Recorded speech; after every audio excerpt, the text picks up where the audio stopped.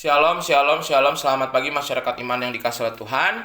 Hari ini kita percaya bahwa pemeliharaannya selalu menyelamatkan kita. Setiap kali kita mungkin hampir salah jalan, masalah datang menghadang, tragedi terjadi dalam hidup kita, tapi kita percaya bahwa kita selalu dan selalu diselamatkan. Tuhan menyayangkan nyawa kita sehingga kalaupun kita jatuh tidak pernah sampai tergeletak. Mari bersama-sama kita pujikan PKJ 232. PKJ 232 bait pertama dan yang kedua, dikala hidupku tentram. PKJ 232 bait pertama dan yang kedua, dikala hidupku tentram. Dikala hidupku tentram dan senang, dan walau derita penuh, Engkau mengajarku bersaksi tegas. Selamatlah, selamatlah jiwaku. Selamatlah jiwaku. Selamatlah, selamatlah jiwaku. Kendati derita terus menekan, dan iblis geram menyerbu, Tuhan menebusku dengan darahnya. Selamatlah, selamatlah jiwaku. Selamatlah jiwaku. Selamatlah, selamatlah jiwaku. Mari kita berdoa. Tuhan, kami adalah orang-orang yang jiwanya diselamatkan Tuhan. Setiap kali kami berada di tengah-tengah pergumulan, bahaya datang menghadang, penyakit selalu juga menghantui kami, tapi Tuhan selalu menyelamatkan kami. Sehingga Tuhan, hari ini kami mau bersandar padamu dan mengandalkan kasih penyertaan Tuhan. Tuhan pimpin agar kami boleh mengerti dan memahami. Dalam namamu kami berdoa dan bersyukur. Amin. Bersama-sama kita buka Ulangan 21 ayat 1 sampai 9. Ulangan 21 ayat 1 sampai 9 akan menjadi bacaan kita. Ulangan 21 ayat 1 sampai 9. Dengarkanlah sabda Tuhan. Apabila di tanah yang diberikan Tuhan Allahmu kepadamu untuk menjadi milikmu terdapat seorang yang mati terbunuh di padang, dan tidak diketahui siapa yang membunuhnya, maka haruslah para tua-tuamu dan para hakimmu keluar mengukur jarak ke kota yang di sekeliling orang yang terbunuh itu.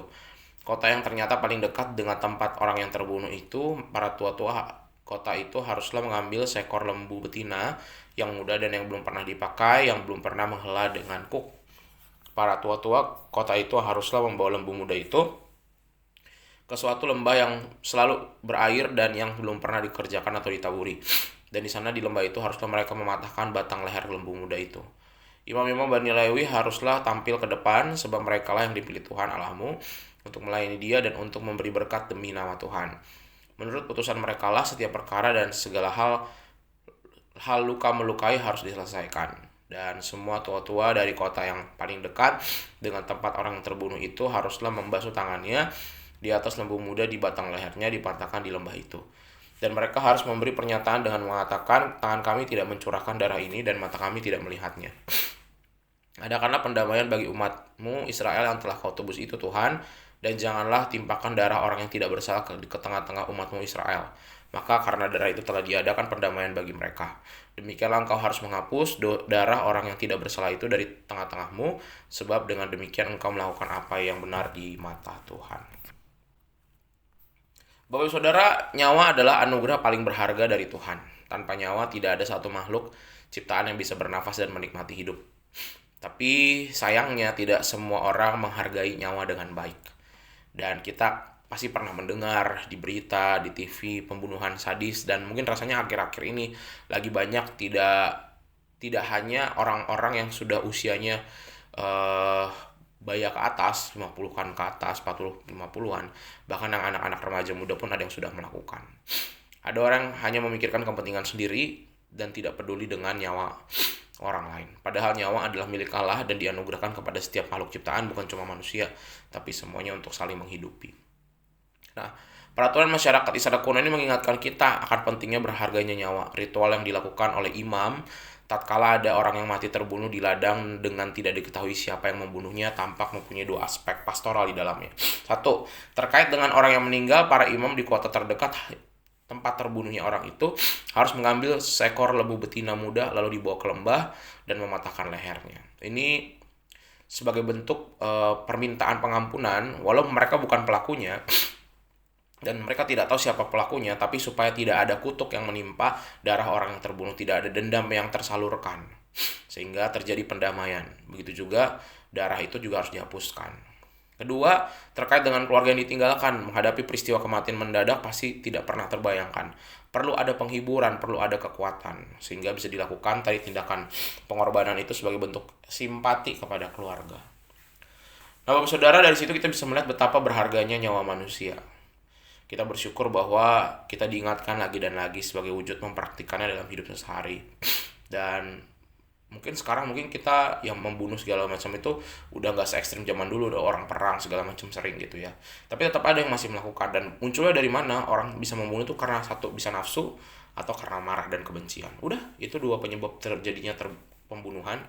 Kalau bukan karena nafsu, yang kedua karena kemarahan. Udah. Sehingga pengendalian emosi itu harus dimiliki. Supaya itu tidak terjadi, pengendalian emosi, memanage amarah itu sangat penting sekali. Mengendalikan emosi, nafsu itu dalam diri itu harus sekali. Kenapa? Karena kalau kita nggak bisa kendalikan, kita ada di titik ingin sama kayak Tuhan dan berani-berani ngambil nyawa orang. Bisa ngambil barang, bisa ngambil nyawa. Semua dosa kan kita tidak akan takut untuk melakukan kalau udah emosi. Kalau udah emosi, dosa kayak gimana pun kita berani. Tapi nanti kalau udah terjadi salah, kita menyesal, baru aduh kenapa saya lakukan. Supaya tidak ada penyesalan, mari hari ini sama-sama kita kendalikan emosi kita dengan baik, supaya jangan ada yang terluka oleh kita. Amin, mari kita berdoa. Tuhan, terima kasih hari ini kami diingatkan untuk menjadi orang-orang yang lebih sabar, tidak terbawa emosi, karena kami mau belajar melihat bahwa Tuhan menghargai kehidupan kami. Bahkan Tuhan saja menghargai kehidupan kami, apalagi kami, ciptaan Tuhan, harus lebih menghargai lagi. Tuhan yang bisa memberi, bisa mengambil saja menghargai kami, apalagi kami. Ajarkan kami menghargai kehidupan dan mulai dari bisa mengendalikan emosi dan amarah kami. Kami serahkan, biarlah kami bisa mengendalikannya dalam pekerjaan, dalam kehidupan rumah tangga, bergereja, dan dimanapun kami berada. Kami serahkan, hanya dalam nama-Mu kami berdoa dan bersyukur. Amin. Selamat pagi, Tuhan Yesus memberkati, tetap bersemangat.